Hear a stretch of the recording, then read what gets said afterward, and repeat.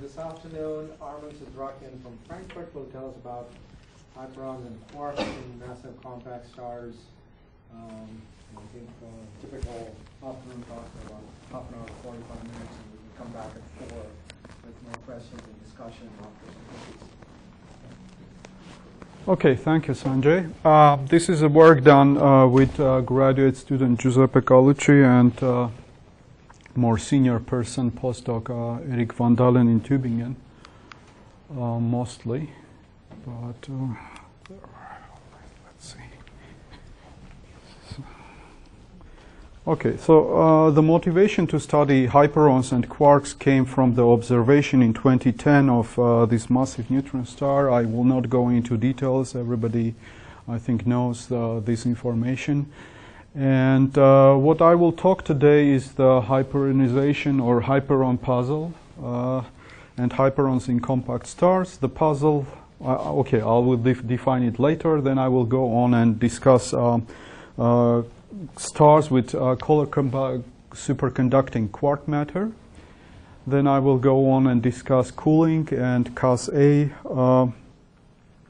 interpretation in terms of color superconducting stars. This is alternative to what you heard yesterday from Wien. And then if there is time, I will discuss some interesting possibility that rotationally induced phase transitions in neutron stars. Okay, so let's start with hyperons, hypernuclear equation of state. So the first thing we have to do is to choose our method to treat the hyperonic matter. And if you look in the literature, especially in 2010, you will find that all the microscopic approaches, for example, those that are based on Nijmegen soft core potential, which fits experimental data, plus some microscopic theory, for example, this Bruckner-Hartree-Fock approach, they all produce very low maximum masses for neutron stars, even if three body forces are included.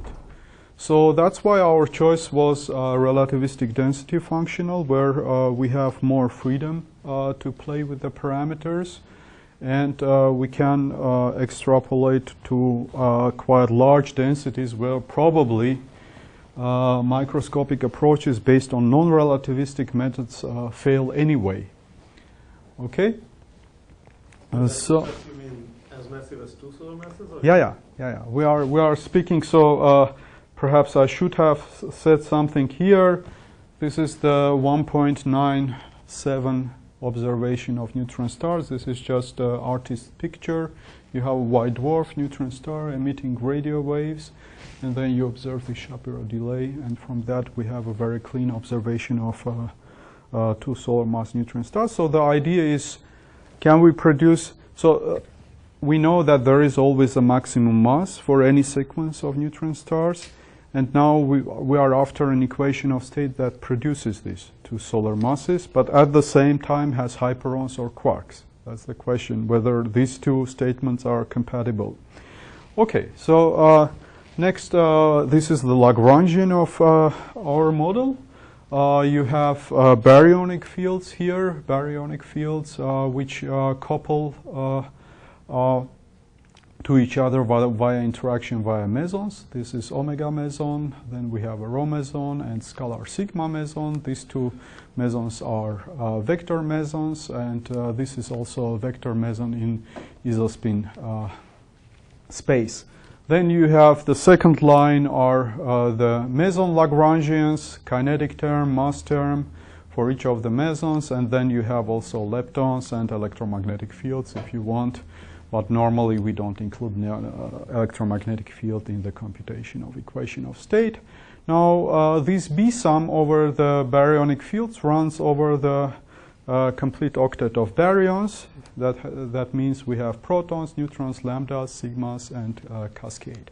So the new stuff, the stuff we are interested in, is sitting here.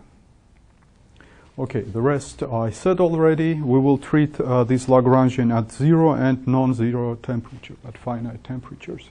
Now the next task is to parameterize this Lagrangian, the coupling constants. of the Lagrangian, so we have to define them from somewhere. And we use a parameterization from 2005 given in this reference by a group led by Peter Ring. This parameterization is defined in such a way that it reproduces about 18 nuclei from the chart of nuclides, and some other properties like symmetry energy, binding energy, and so on, which I will show. The exact numbers I will show later. So this much about parameterization. Perhaps I should also mention that there are two variants of these relativistic functionals. One variant where you have coupling constants which are independent of density, but then you have to include some self-interactions in the meson fields, or you can leave the meson self-interaction in the meson fields out and then include some density dependence. We choose this variant where we have basically density dependent coupling constants. Can we go back okay. for a second? May I? Back how much? Previous slide? So, okay, thank you. Now this fixes our nuclear part. The next step is to understand how to go into the hypernuclear sector.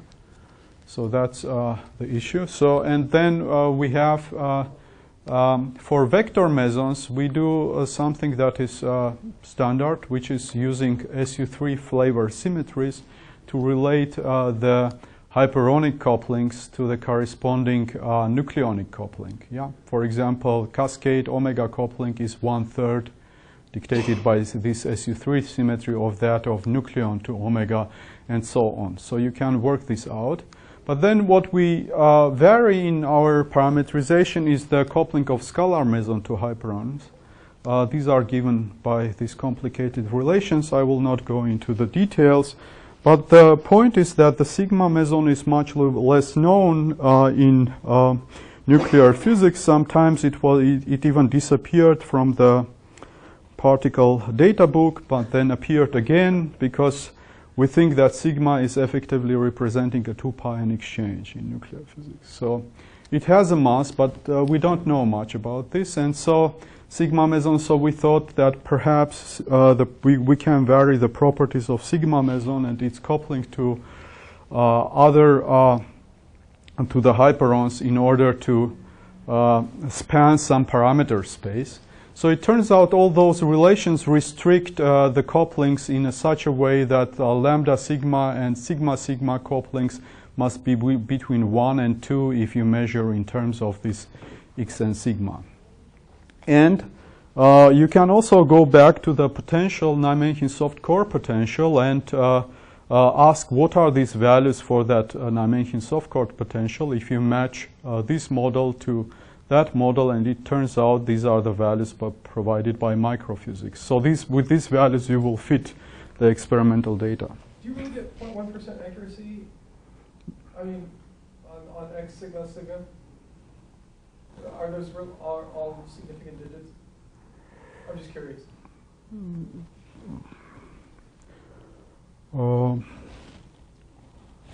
So these are the values provided by